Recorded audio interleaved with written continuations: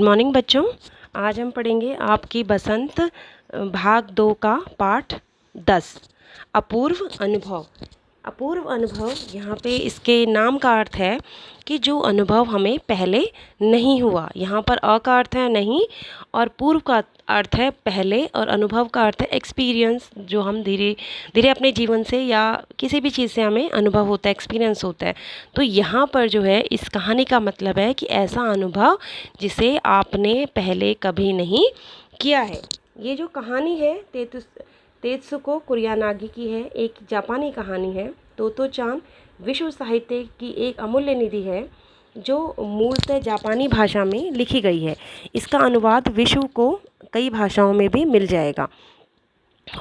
कई भाषाओं में इसका अनुवाद जो है किया है। वैसे ये एक जापानी कहानी है जिनके लिए रेल के डिब्बे कक्षाएं थी, गहरी जड़ों वाले पेड़ पाठशाला का गेट शाखा। मतलब यहाँ पे आप जो है दो दोस्तों की कहानी है। एक स्कूल के बारे में बताया गया है कि स्कूल में किस तरीके से पढ़ाया जाता है या पढ़ाया जाता था।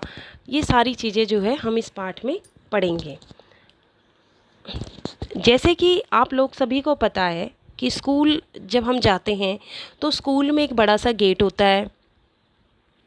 स्कूल में एक बड़ा सा गेट होता है। उसके बाद जो है गार्डन होता है, बहुत बड़ा खेल का मैदान होता है। स्कूल में बहुत सारे कमरे होते हैं जिनमें जो है सभी लोग पढ़ते हैं। सभी बच्चे जो है वो उन क्लासरूम्स में पढ़ते हैं। टीचर होते हैं, वो सबको पढ़ाते हैं। ठीक है। स्कूल के लिए एक टाइम टेबल फिक्स किया जाता है जिसमें हर सब्जेक्ट का टीचर आपको पढ़ाता है। वो सब्जेक्ट टीचर आपको टाइम टेबल के अकॉर्डिंग ही पढ़ाता है। जैसे मान लो आपका पहले मैथ का पीरियड है, फिर वो आपकी मैथ की टीचर पढ़ाएगी, फिर आपका हिंदी का पीरियड है, फिर आपका इंग्लिश का पीरियड है। तो हर कुछ टाइम टेबल के अकॉर्डिंग होता है।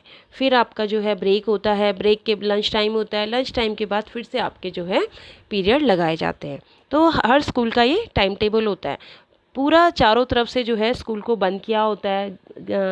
दीवारें लगी होती हैं जिसमें जो है बहुत सारे कमरे होते हैं। तो वहाँ पर है कि आप जो है पढ़ते हैं। लेकिन जो ये स्कूल है ये एक निराला ही स्कूल है, एक अलग सा ही स्कूल है जिसमें जो है कोई क्लासरूम नहीं है, कोई भी क्लासरूम नहीं है, कोई बड़ा सा गेट भी नहीं है, कोई दीवारें नहीं है, ऐसा कुछ भी नहीं है। तो जब आप कहोगे कि जब क्लासरूम ही नहीं है तो हम पढ़ेंगे, वो पढ़ते कैसे थे? तो उसमें पढ़ने के लिए जो है रेल के डिब्बों का इस्तेमाल करते थे। रेल के डिब्बे कैसे? पुराने जो ट्रेन होती थी उसके जो डिब्बे होते थे उनको क्लासरूम बनाया गया था और उन्हीं रेल के डिब्बों में उनकी क्लासेस लगती थी। दूसरा, उनके जो स्कूल है उसका कोई गेट नहीं था, बल्कि गेट की बजाय वहाँ पर जो है बड़े बड़े पेड़ होते थे और उन पेड़ों की जड़ें जो है बहुत नीचे तक गई होती थी और बहुत बड़े बड़े पेड़ होते थे। वो पेड़ जो है स्कूल के गेट का काम करते थे। और पढ़ाई जो है वो बच्चों के हिसाब से होती थी। जैसे बच्चे बोलते थे उस तरीके से ही पढ़ाई होती थी, जैसे स्कूलों में होती है उस तरीके से नहीं। यानी कि टाइम टेबल के अकॉर्डिंग नहीं होती थी पढ़ाई। उनका कोई टाइम टेबल नहीं होता था। वो जब अगर उन्हें का मैथ पढ़ने का मन है तो वो मैथ पढ़ते थे, अगर उनका मैथ पढ़ने का मन नहीं है तो उनको मैथ नहीं पढ़ाया जाता था। अगर उनका पहले इंग्लिश पढ़ने का मन है तो उनको इंग्लिश पढ़ाई जाती थी, या उनका पहले हिंदी पढ़ने का मन है तो उनको हिंदी पढ़ाई जाती थी। उस स्कूल में इस तरीके से जो है काम होते थे, यानी कि बच्चों के हिसाब से ही सारे कार्य किए जाते थे। तो कोई टाइम टेबल नहीं था, कुछ नहीं था। बच्चे जो है अपने हिसाब से काम करते थे। बहुत सारे बच्चे थे और जो है वो पेड़ जो है उन बच्चों को दिए गए थे। वो पेड़ जो है हर बच्चे के लिए एक एक पेड़ था। तो वो बच्चे जो है उस पेड़ में जाकर बैठ जाते थे। लंच ब्रेक में, छुट्टी के समय जब उनका मन करता था उन पेड़ों में बैठते थे। उन पेड़ों की शाखाएं जो है इतनी बड़ी बड़ी थी कि वो जो है वहाँ पर बैठ जाते थे। इस तरीके से जैसे आप इस पिक्चर में देख रहे हो शाखाएं बनी हुई हैं। तो वो बच्चे जो है उन शाखाओं में जाकर बैठते थे और अगर कोई दूसरा उनके पेड़ पे आना चाहता है, यानी कि बच्चे जो थे सबके लिए एक अलग पेड़ था, एक अपना पेड़ था, लेकिन अगर कोई उस पेड़ पर जाना चाहता है तो उसको उस पेड़ के मालिक से परमिशन लेनी पड़ती थी। यानी कि उसका जो है आज्ञा का पालन करना पड़ता था। उसको पूछना पड़ता था कि क्या मैं तुम्हारे पेड़ पर आ जाऊं? अगर वो बच्चा कहता था हाँ आ जाओ, तो वो जो है उसके पेड़ पर चढ़ जाते थे। जैसे कि हम अगर किसी के घर जाते हैं तो हम परमिशन लेते हैं ना, कि क्या हम आपके घर में आ जाएं या आपके कमरे में आ जाएं, हमें पहले परमिशन लेनी पड़ती है।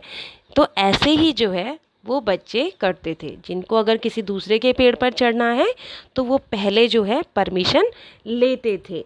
तो ये जो कहानी है, ये कहानी जो आप पढ़ रहे हैं, ये जो इस पाठ की जो लेखिका हैं उनके बचपन की कहानी है। उन्होंने अपने बचपन की कहानी को लिखा है। उनका जो नाम होता है वो तोतो चान, और उनका एक फ्रेंड होता है यूसिकी चान।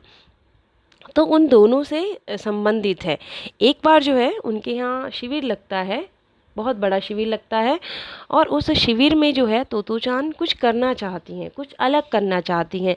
तो वो क्या अलग करना चाहती हैं, वो अपने पेड़ पर जो है अपने दोस्त को, अपने मित्र यूसुकी चान को अपने पेड़ पर ले जाना चाहती हैं, उस पर चढ़ाना चाहती हैं, उस पर बिठाना चाहती हैं। और लेकिन अब उस आप कहोगे कि वो कैसे चढ़ाना चाहती थी, खुद कैसे ले जाना चाहती थी। जो यूसिकी चान था वो नॉर्मल बच्चों की तरह नहीं था। उसका जो पैर है एक पोलियो से ग्रस्त था, पोलियो से परेशानी थी उसे, उसका एक पैर जो है काम नहीं करता था। तो अब पोलियो आजकल आप देखते होंगे कि भारत में बहुत कम हो गया है। हर साल छोटे छोटे बच्चों को पोलियो ड्रॉप्स पिलाई जाती हैं, है ना। छोटे बच्चे जो होते हैं, 5 साल से कम के जो बच्चे होते हैं, उनको पोलियो ड्रॉप्स पिलाई जाती हैं।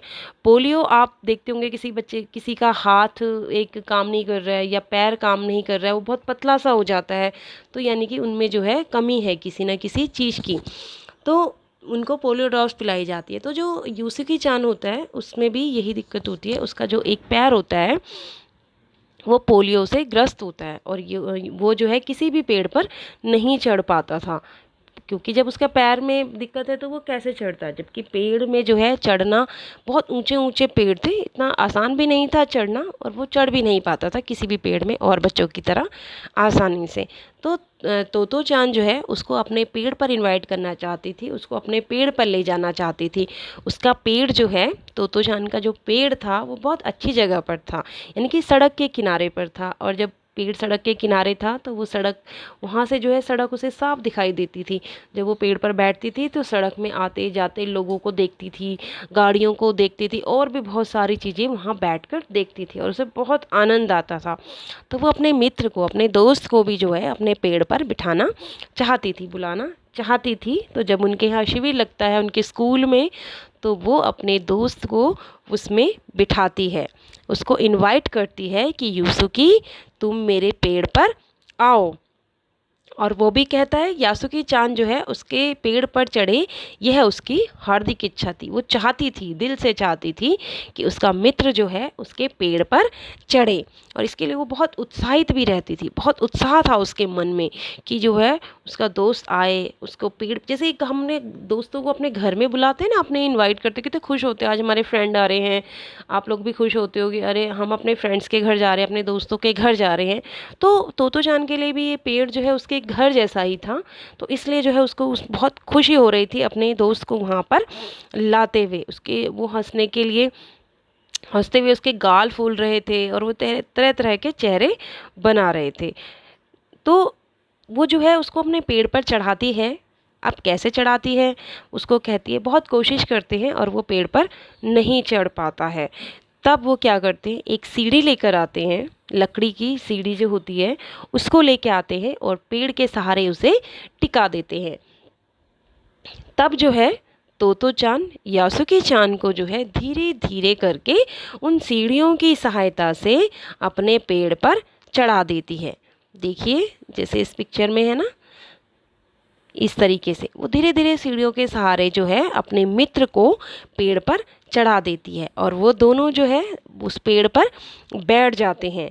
और तब वो देखते हैं, दोस्त कौन होता है, दोस्त वही होते हैं कि जो हर मुसीबत में अपने दोस्त की सहायता करें। ये नहीं कि जब दोस्त मुसीबत में है तो भाग जाएं, ऐसा नहीं है। एक सच्चा मित्र ही हमारा, एक सच्चा व्यक्ति हमारा सच्चा मित्र हो सकता है, और सच्चा मित्र वही होता है जो हर समय, हर मुसीबत में, हर सुख दुख में हमारा जो है साथ दे। वो जो है किसी प्रकार की जो है, मतलब हमें छोड़ के नहीं जाए कभी भी, हर समय हमारा दुख सुख में हर समय हमारा साथ रहे। जिस प्रकार से यासुकी चान को जो है तोतो चान ने किया। वो हर समय उसकी हेल्प करती थी पेड़ पे चढ़ने में भी, क्योंकि यासुकी चान की बहुत इच्छा थी कि वो भी एक दिन पेड़ पर चढ़े। तो वो जानती थी कि मेरा मित्र क्या चाहता है, और वो खुद भी दिल से ये चाहती थी कि मेरा जो दोस्त है, मेरा जो मित्र है, वो भी पेड़ पर चढ़े। और इसीलिए जो है उसने अपने मित्र को जो है यासुकी चान को उस पेड़ पर चढ़ाया, और वो बहुत देर तक पेड़ पर बैठे रहे और इधर उधर के गप्पे लड़ाते रहे। बताया मेरी बहन अमेरिका में है, उसने बताया कि वहाँ एक चीज़ होती है टेलीविज़न। यासुकी चान उमंग से भरा बता रहा था, पेड़ पर चढ़ा हुआ था और बहुत खुश हो रहा था और उससे बातें कर रहा था। वह कहती है कि जब वह जापान में जाएगा तो वह हम घर बैठे बैठे ही सूमो कुश्ती देख सकेंगे। वह कहती है टेलीविज़न एक डिब्बे जैसा होता है। तोतो चान उस समय यह तो समझ नहीं पाई कि यासुकी चान के लिए जो कहीं भी दूर तक चल नहीं सकता था, घर बैठे चीज़ों को देख लेने के लिए क्या अर्थ होंगे। वह तो यही सोचती रही कि सूमो पहलवान घर में रखे किसी डिब्बे में कैसे समा जाएगा। उनका आकार तो बड़ा होता है, पर बात उसे बड़ी लुभावनी लगी। उन दिनों टेलीविज़न के बारे में कोई नहीं जानता था, तो वो लोग जो है टीवी के बारे में बात करते रहे कि एक ऐसी चीज़ आने वाली है जिसमें हम घर बैठे बैठे सारी चीज़ें देख सकते हैं। और जो है तो वो सोच रही थी कि ये ऐसा कैसे करेगा जो कहीं दूर तक भी नहीं जा सकता, तो वो कैसे देखेगा। इन सब बातें करते करते जो है तो वहाँ पे बैठ बैठ के जो है वो गीत गाने लग गए। पेड़ मानो गीत गा और उसमें गुनगुनाने लग गए, और उन्हें ऐसा लग रहा था कि पेड़ भी जो है उनके साथ में गीत गा रहे हैं। पेड़ मानो गीत गा रहे थे और दोनों बेहद खुश थे। यासुकी चान के लिए पेड़ पर चढ़ने का यह पहला और अंतिम मौका था। तो यासुकी चान है, उसकी दोस्त ने उसको पेड़ पर चढ़ाया, तो उसे लगा कि यह उसके लिए आज पहला भी और आखिरी मौका भी है। तो बच्चों, ये कहानी आपने देखी सुनी दोस्तों के बारे में, कैसे एक दोस्त ने अपने दोस्त की खुशी के लिए उसको किसी भी तरीके से न चाहते हुए भी उसको पेड़ पर चढ़ाया, कि कैसे जो है उसके, क्योंकि उसे पता था कि उसके दोस्त की जो है पेड़ पर चढ़ने की इच्छा है, तो उसने अपने दोस्त बहुत सारी प्रॉब्लम परेशानियों को फेस किया और फिर भी लेकिन आखिरकार उसने अपने दोस्त को पेड़ पर चढ़ा ही दिया।